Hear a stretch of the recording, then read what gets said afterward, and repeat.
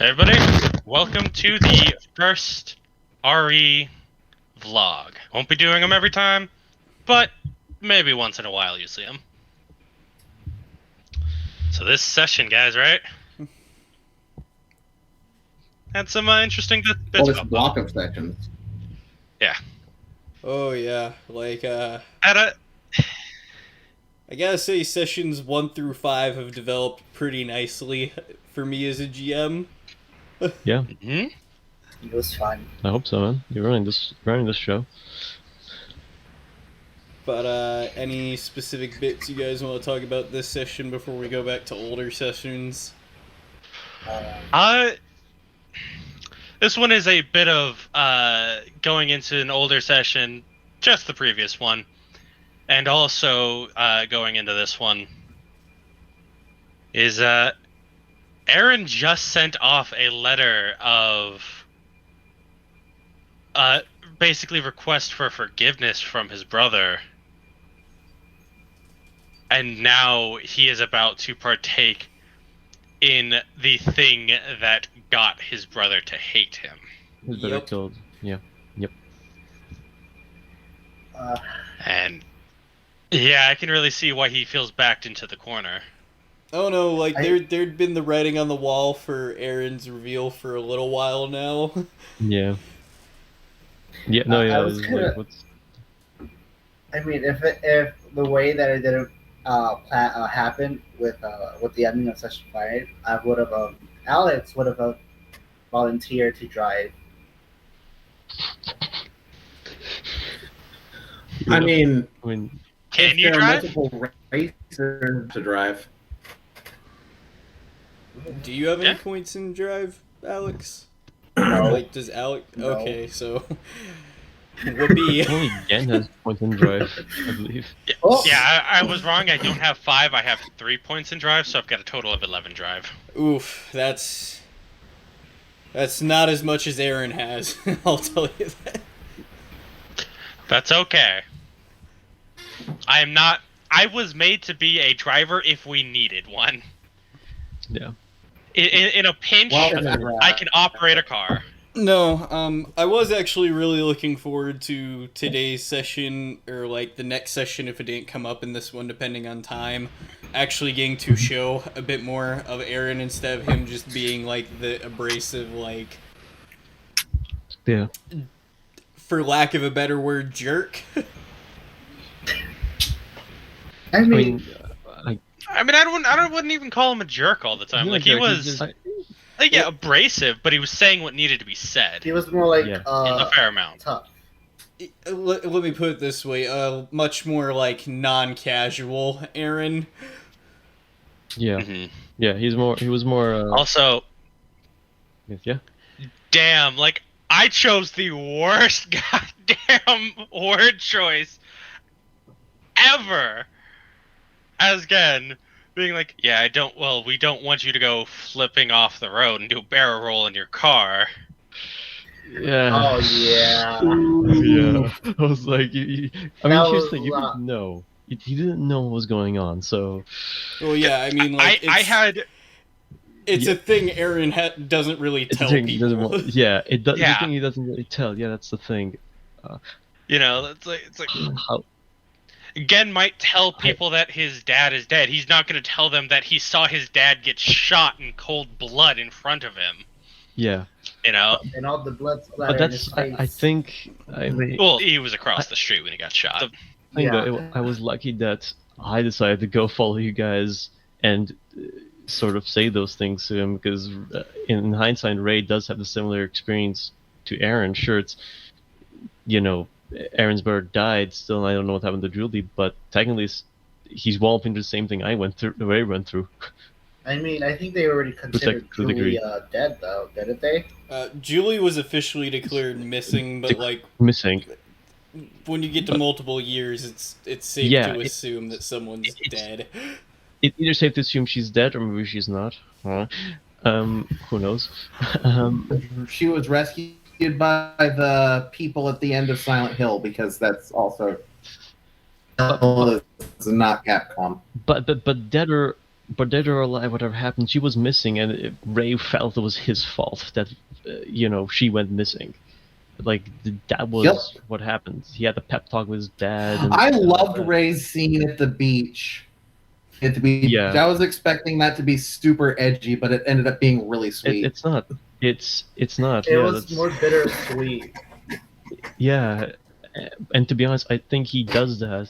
Like that's not like a one time. He does it a couple of times. I'd say maybe once every month he'll go into that beach and say what he experienced to Julie just out of to remember her. That you probably would have noticed. It's his way of saying, I haven't forgotten you. I haven't forgotten. And Yeah, that's. And to a degree, I would also argue that's you saying you haven't forgiven yourself yet. Yeah, I True. would say so. True. That kind of Like, makes he has Ray a not bit of a forgiven it. hypocrite in how he tried to console Aaron then. True.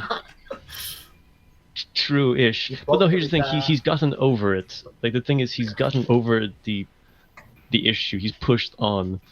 And I think that's sort of I'm the. talking about more or less Ray saying it's not your fault when Ray still considers it like his fault for what happened. Yeah. It's a bit of a mix, but Yeah. It's a bit of a mix, but still, I think the message is important as it is. And I wasn't even trying to force him to get into the race. Like, I was just telling him, man, like, I'm just telling you what my dad told me. You gotta push on forward. Well, in terms of this most recent session, I feel like the question burning the most in my mind is, will Ray teach Daniel how to dance in time for the school dance? the month leading up, Gen, Daniel, and Alex are all just gonna be there with Ray in the gym, being like, "All right, so All right. it's this foot, then that foot This into foot, a foot. spin." Yep. And here's the thing, he's qualified. I mean, you got a dance of 7. With an 8 reflex, Wait, 15 what? total. Yeah, dance of 7. Damn. I mean, he trains at capoeira. Of course, he has to sort of get an idea of dancing. It's sort of like 2 skills are interchangeable, you can say. I mean, they're not quite interchangeable, but they Yeah, are heavily linked. Yeah, they're heavily linked. Yeah.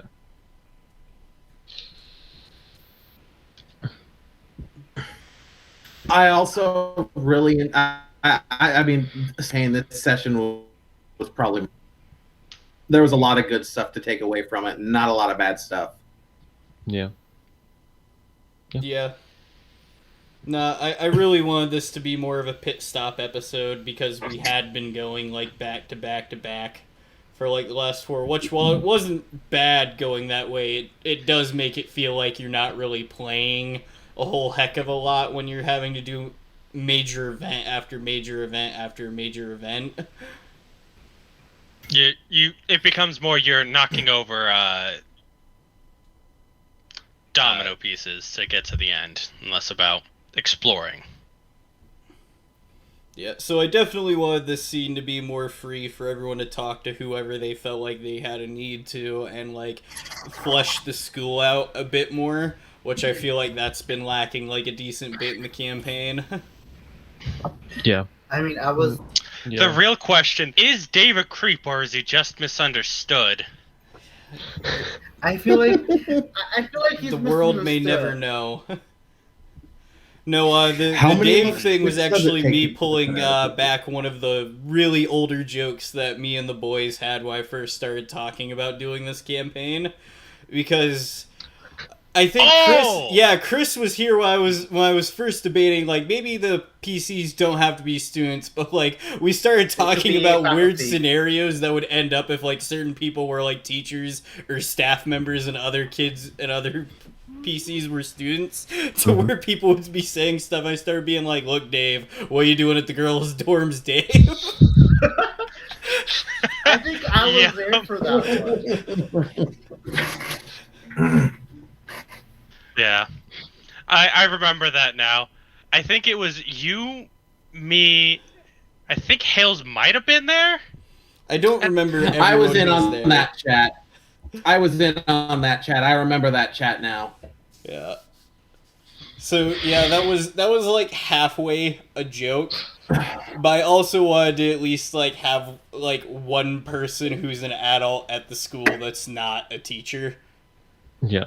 Oh, janitor. Yeah. And now we've got Dave the janitor. Yeah. So I'm planning on there being like maybe 2, 3 just normal staff NPCs. The biggest bulk's gonna obviously be other students because the competition and everything else happening at the school. Also, should anyone want to romance anyone, gotta have options for them. Then, pretty much, the teachers, I want there to be like a decent number of them, but I have to scale it back simply because of the time frame we're working with on the campaign. Yeah. So you can say Adam? He just mentioned romancing, and I just said, and started to dart my eyes. Yes. Ah, okay. I'll admit, it's I mean, so it was far- a bit of a surprise to see that Daniel and Viv had something. I mean, to be fair, Viv is so far the one that everyone has a minor thing for, except for maybe Ray. I mean, this might be really interesting where, like, everyone in the party is trying to get with Vivian. I haven't yet gotten to her because I was like, I mean, maybe. To be said fair, that considered. I no longer ship Alex with Vivian. I ship Alex with Martin. After the scene with Yep. the VHS. Just, oh, that sounded. That sounded kinky. I shipped the hell out of that. Yep. That wasn't even vaguely subtle. Nope. Slap Yeah, the fucking if Alex is neon getting the sign on that hots one. if Alex is getting the hots for Martin, we'll see where it goes. Legit. I mean, Alex. probably Legit, has it more than reminds me just- so much of the Dragon Age Ascension thing that were made at Skull/Tyrion's expense. About it's not that he doesn't have game; he was just batting for the wrong team.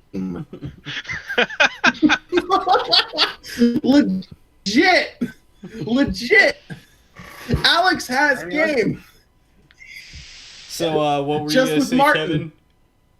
I mean, Sorry. Alex is interested in more people than just Martin. Okay. Just wanted to let people know that. Can we get, like, one Yeah, there's more also that Alex Abdul. is, like, interested in? You don't have to tell us the whole list. I'm just curious, like, one more person. Oh, Captain? No, not yet. No? Alright. Aaron. Ooh. I can see it. I'm not Okay. really surprised, honestly, with that one, especially that you've said yourself Alex is bi, and I feel like Aaron represents the perfect amount of, like, bad boy to Alex. He does feel like a bad boy character, so come on. We won't give that a cute shipping name. We'll just call it Crimes.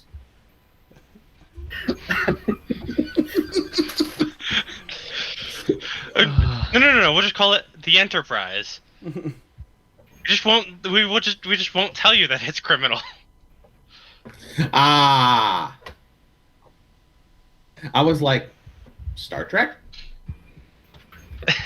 Yes, they also both have to develop a liking for Star Trek.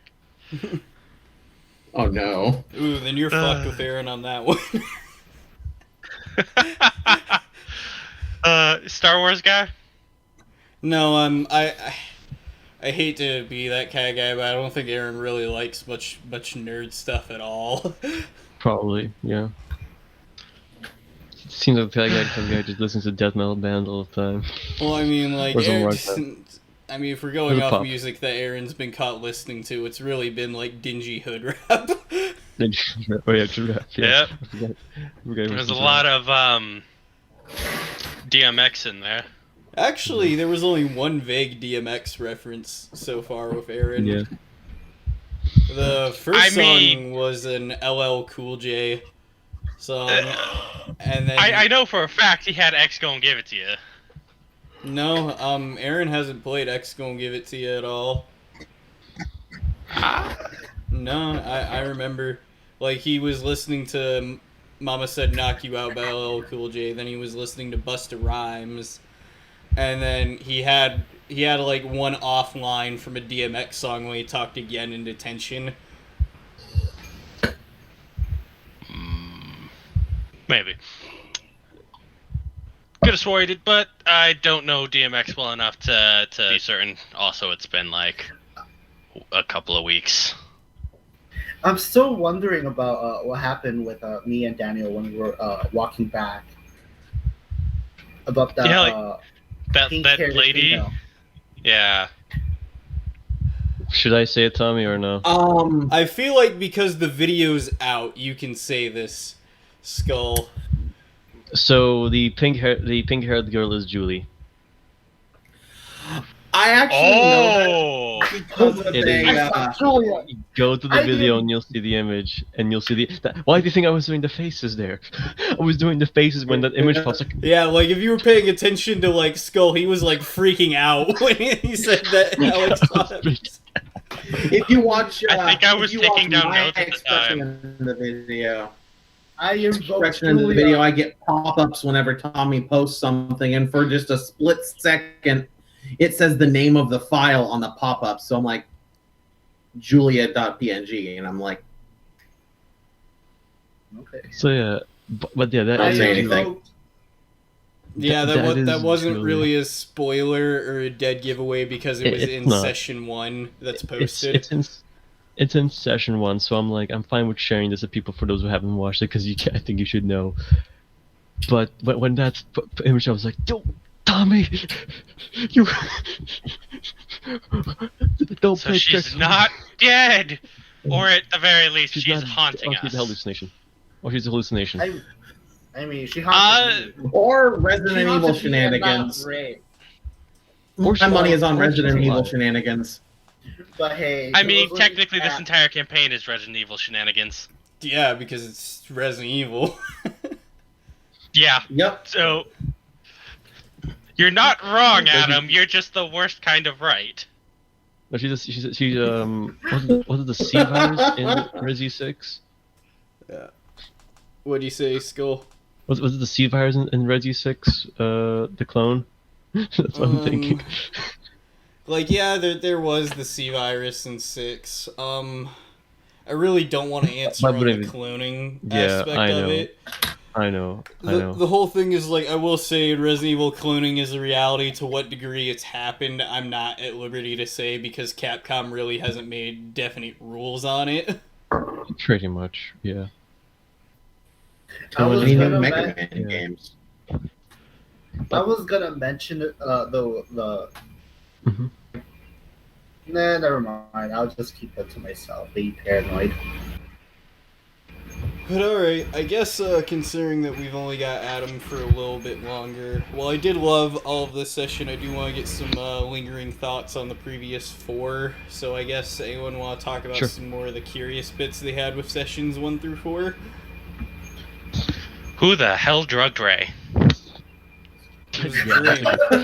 It was a dream. Get over it. I don't think No, it it- was a dream. It's either a Resi soldier, like I think it's a normal Umbrella soldier, or it's Hunk. But I doubt because Hunk is not with Umbrella anymore. If I'm correct in the I thought it timeline. was Ghost. No, it's Hunk. Well, I mean, Or like, was Hunk. no one's with Umbrella anymore because Umbrella Yeah. ceased to exist. So maybe they're just wearing the uniforms. I mean, hell, we just saw Tricell in today's session, so I think there's just some uniforms and some stuff are being used from other companies. So that's my theory. Well, the Tricell thing was a direct Umbrella? carryover from Jordan's final Yeah, scene. yeah, I know. Yeah, that's what I thought. Go on, Adam. Umbrella didn't go away. They just rebranded. Now they're Poncho. Poncho. Nice. Then when that one fails, they'll be Raincoat. Session 1, I like the sort of before the origins when you would just I think it was before most of the origins, you gave like this narration of like what was going on in the timeline to give everyone like context of the Resi franchise, which is cool. Yeah. I mostly did that because Resident Evil has a massive history at this Yeah. point. Like, I'm as old as the franchise. Literally, Resident Evil came out the year I was born, and I love it. So literally, like, if we count the non-game timeline that happens before Resident Evil's been going on since, like, the mid-60s, well into the current timeline. So if we're gonna be in the early 2010s, there was a lot that I wanted to cover and at least touch base with. No, I think you did a good job. Some of the characters even got incorporated into those. Well, not really. Not all. The only one I believe got incorporated into one of the games. Theoretically. Terra Grigia. Yeah, Yeah, Terra Terra Grigia Grigia. was a event in Revelations 1, and that was what Alex played through in his first origin story piece. Yeah. My And that's- slushy still died. And that's why Parker got to be in that scene, because Parker's in that game. But in three three of the characters, they all have something with the Resi franchise, pretty much. Or at least like the Resi, they're connected to some part. Like two have the umbrella, and one got through an event. And there's one character is only a bystander. It's just the guy just hears everything, which is funny. And I actually really like that for realism sake. Yeah. Simply because, like, not everyone's going to be linked to Umbrella or have been Yeah. in an outbreak. Yeah, pretty much. And in my opinion, it makes Ray slightly more interesting as a character because his problems come from his own life. His it own wasn't, life, yeah. like, third-party Wasn't a involvement. third-party issue. Yeah, there was no third Umbrella. party. I was like, yeah, I'm like the only character who was like, well, yeah, I know Umbrella did some bad stuff, but they haven't done anything bad to me. Yet. I am still shocked Give that it a nobody minute. has heard of Sarah. And all I got was Bindi. There's still some more going on. Yeah, there's more going on, man. As to Yeah. what's going on, I'm not going to tell you because, but... Can we just take a moment to appreciate the fact that Ray invoked Julia and it worked? Yeah. Which one? Which scene? Hold on, which scene? Talking Beach about? scene. Just at the Beat very you, end of the last session where you were Or- talking with Aaron, you invoked Yeah. Julia, not by name, but by presence. Not by name, but still by presence. It worked. Yeah, but that's like It worked because good I as it. talked. I mean, I don't know if I convinced Aaron or not. Like that's the thing. I do not know. But it does mean that me and Aaron now have a potential connection. But that's it. Whether he will ask me about my situation, I'll leave it up to him. Yeah. And then there was the big fight that started everything off on the baseball diamond that Yeah. things, because of Kenzo's media Poor- ability, got out of hand really fast. Poor Ivo in that fight, man.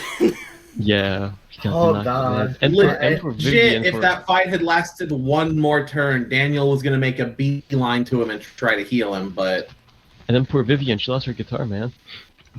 Yeah. still feels bad about that one.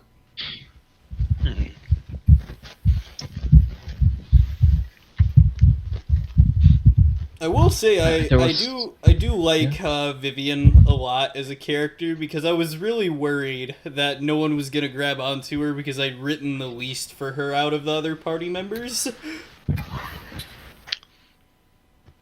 And yet, she seems to be the one that we have all gravitated to the most. You three. I haven't Yeah. yet. Not yet. I will soon. Yet. I Yet. I just haven't had found time. Or yesterday, like someone already was on Vivian. Like, I want to exhaust Vivian. It's funny you Nah, mentioned she's that. not over Tony, Julia yet, because, so you're not ready for ROs. It's funny you mentioned that, Tommy, because there was a character in my first run of Star Trek Cobbled who was an Orion girl by the name of Lisa, who literally all I had written for her character, I didn't even have stats. All I had was bubbly green girl. That was it. And she became the whole party's favorite a day. Yeah, I mean that's how it works. Honestly, is you can never predict around your players, which is a good thing. I really Yeah. love getting surprised as a GM. Yeah. And Yeah. Same. I love Vivian as a character. Like I feel like she's got a good aesthetic, a nice feel and fit to the universe. So we'll see what all you guys keep doing with her. Also, I want to make a reference of something I realized a while back. Of the, I like that you sort of split us into in two of the schools. Like not two, but two of the The two dorms. houses. Yeah, two houses. So the idea behind just to sort of represent like, hey, these are different groups of people who are like skilled in certain areas that would fit in those dorms.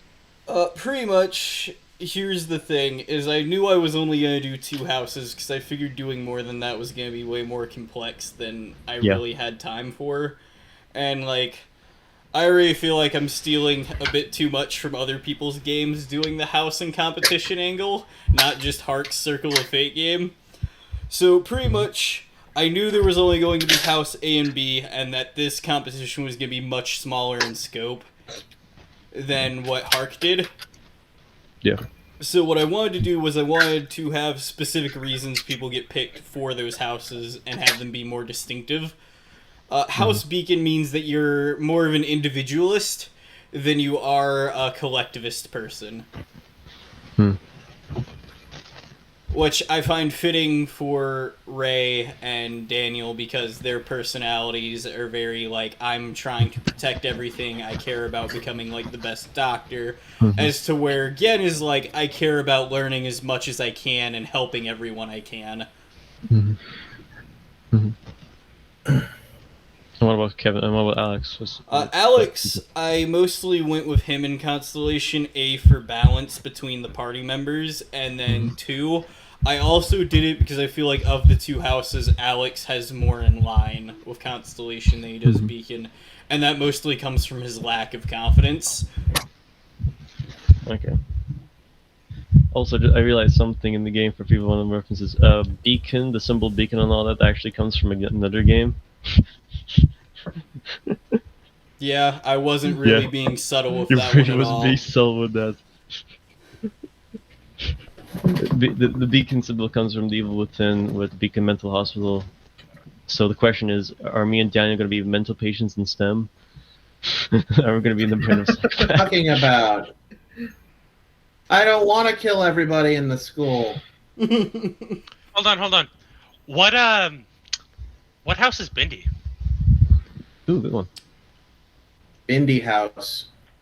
Actually, what does... Bindy's Beacon. Okay. Wow, the Beacon House has somebody who's had their mind altered. What a shock.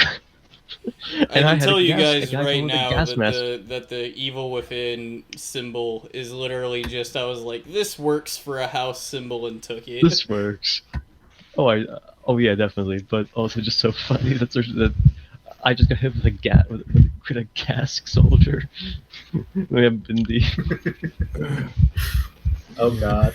Yeah. I will say now that session 1's up in its entirety on YouTube, I'm very happy with how the timeline segments and how everyone's origin stories came together. I was a little worried about that coming off very janky in post.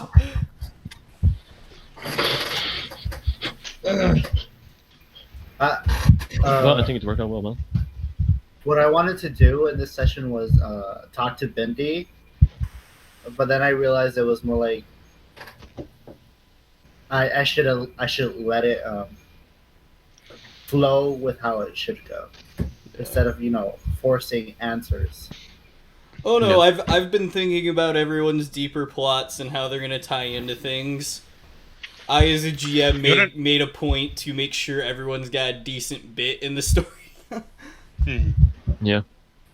You want to know something? I was actually thinking and debating internally whether I wanted to go and find Bindi. Yeah, and then Gen does kind of have the motivation of that based off the chat him and Alex had back in session 3. Mm-hmm. And that was pretty much the entire conversation. Was just going to be like, he stumbles upon her as he's walking down the halls or something like, Bindi, right? Yeah. And then, just like, I saw this guy, he was asking about the person, did he ever find you, kind of thing. Yeah. I will say the scene that I'm the most happy with Alex was him approaching Bindi. when it flashbacked Mhm. a year ago. Because I feel like that one took. Correct me if I'm wrong, Kevin, but I feel like that scene took you by surprise pretty heavily. It actually did. I wasn't expecting for to Bindi at all to appear at all or to look similar to my sister Yeah, in I any will way, say. shape, or form.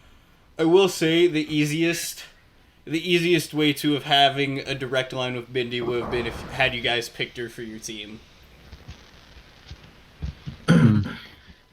Problem is, she's already won, so we needed Yeah, people who we could motivate. we picked people that could be motivated, people that need us, and The people. thing is that was kind of intentional to make people look like a bit less of an optimal pick than they would have when they really would have been better. Mm-hmm. I was Yeah. I was debating if I should have, like, you know, like a little bit of a flashback scene of me showing the picture to Bindi, but then I'm like, no. Yeah. It I will. felt too I will forced to say it's going to be unearthly fascinating to think about how the game would have been different had you guys picked entirely different people for your team. True.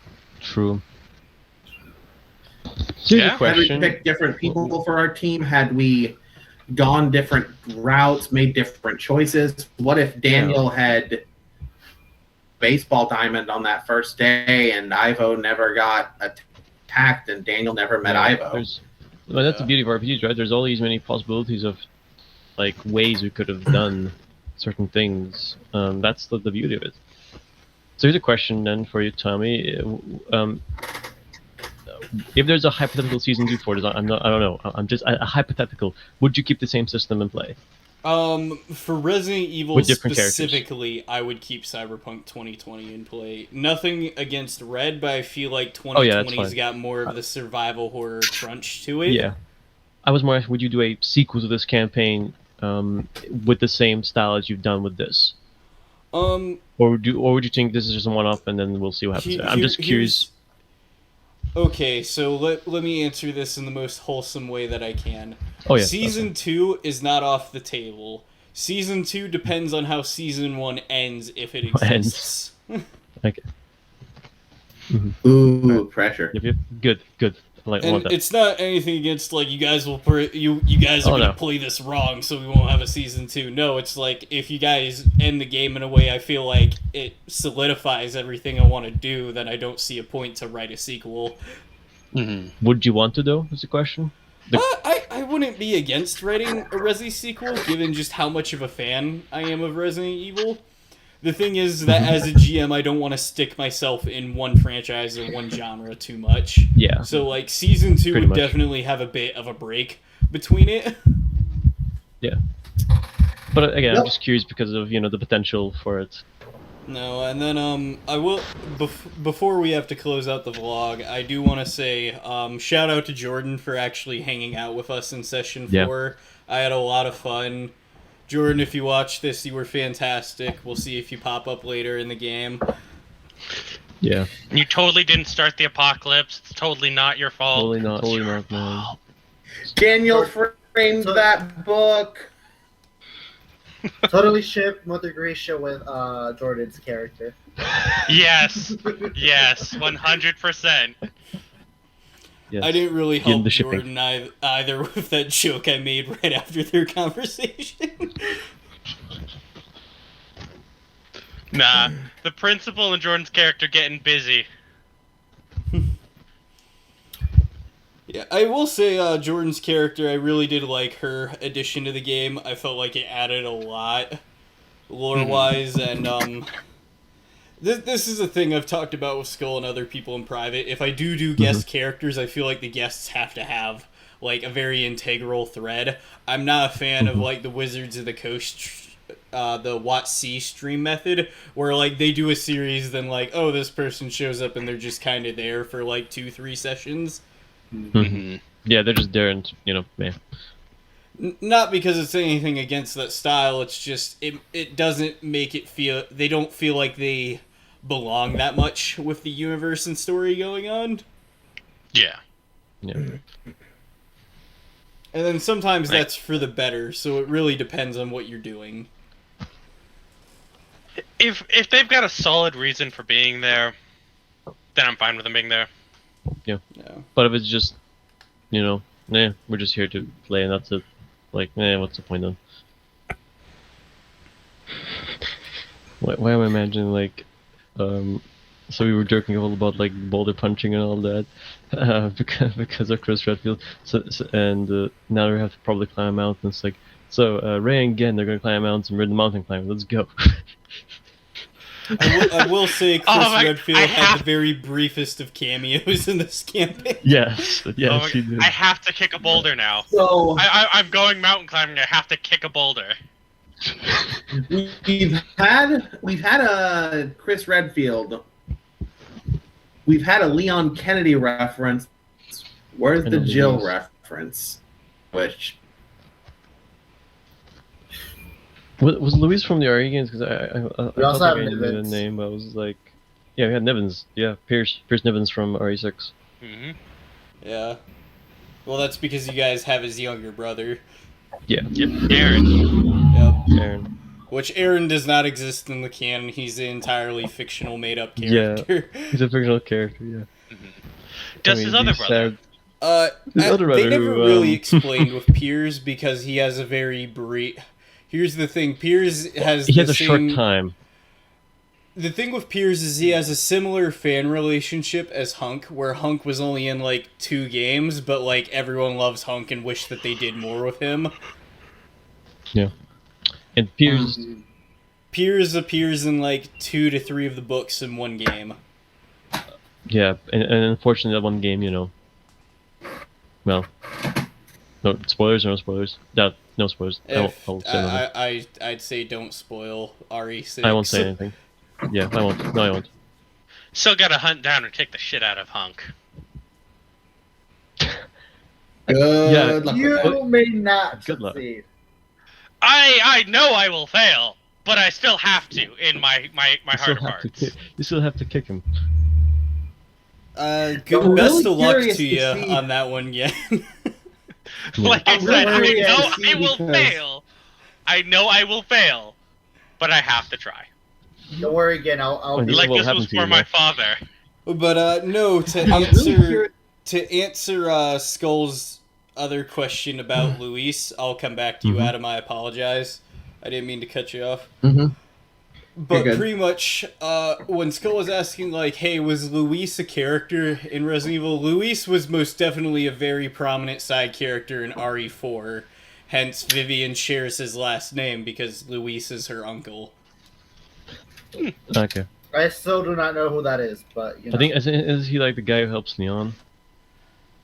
Yeah, he's an ally to Leon in 4. Hence why the 4, yeah. person that delivered the news about him to the family had the last name Kennedy. Mm-hmm. Okay. I caught that Yeah, 'cause- reference. Yeah. Same. Yeah, a we moment, almost I had. was- I was split between like there's probably a Kennedy. I'm pretty sure there's a Leon Kennedy, but if not, he's just referencing JFK. I mean, there's plenty of other people with the last name Kennedy in the world, my guy. There is, bro. There is. I mean, yes, there is. Who are they that I know are I said it famous? like a page ago. 2. Now that we've had a Leon reference and a Chris reference, I'm waiting for the Jill reference. It's Yeah. gotta come up somewhere.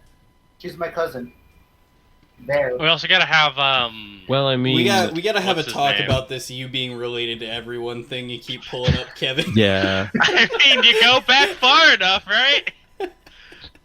If you go back I far mean, enough, even back you know, in the like first session canon- 1, yeah, the guy that beat Ray's my cousin Henry, like 4 steps removed.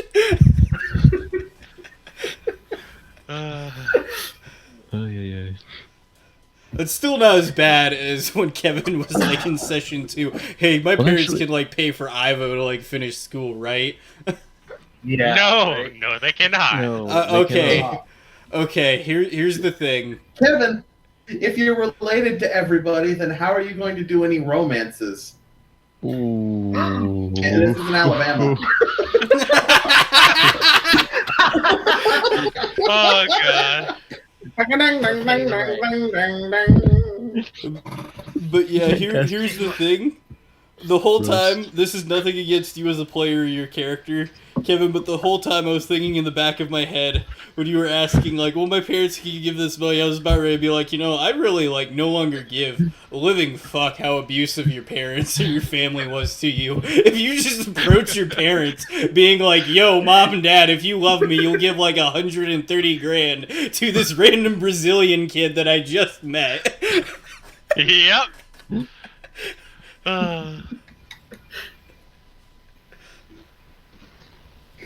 Oh, earlier when I got cut off, I was gonna say I'm really curious to see how parents mix in with everything, if they do. Probably How will, parents because mix in? Yes, Daniel's his parents. umbrella scientist parents. Yeah. Yeah, I mean, that was confirmed in session 1 with the bullying Yeah. scene. Yeah. I'm still confused about that part, but So is Daniel. I mean, I forget if we actively canonized it in one of my original scenes. Do you remember the thing? Oh Lord, that'd be dramatic. Sorry, I just had a thought. Sorry? What things? Or am I too specifically? vague? My dad. Your dad working with Umbrella? Yes. Okay. Yeah, that was canonized. Especially because we had the scene with you and Akari where she was like, that's where Daddy works, when you saw, like, Umbrella's stock shitting the bucket. Yep. Now I remember that. it's wait, is this Yep. not a canon character, or no? He's not. Or is the character just connected to one of the canon storyline? What? I just had a thought. No, I asked if Gen's father was a cam character, or is it just like a character was essentially a fictional character but Oh. connected to whatever happened to the events of Nah, Umbrella? he's just a no-name scientist. As Yeah. far as Umbrella is concerned, he's not one of the big three or anything. Yeah. No, when it comes to Umbrella, you've got 3 founders. Yeah, yeah. Where Few names. what is big about Gen's family is the Sautomes were direct descendants of the founder of Aikido. Or sorry, not descendants, Yeah. direct pupils. Pupils. Yeah. Mhm. Hence why I just had a Ishiba's thought. grave is in the dojo. Mhm. Mm-hmm. Particular virus that was brought in by Jordan's character was a strand of Ouroboros, correct? See? Senor? Yes. And we've seen at least nation or of Julia Gendu if he encountered his dead father back to life who wanted to kill him. Trauma. Lots and lots of trauma. Just It would I probably mean, that's end fair. with a bit of blunt That's force completely trauma. fair.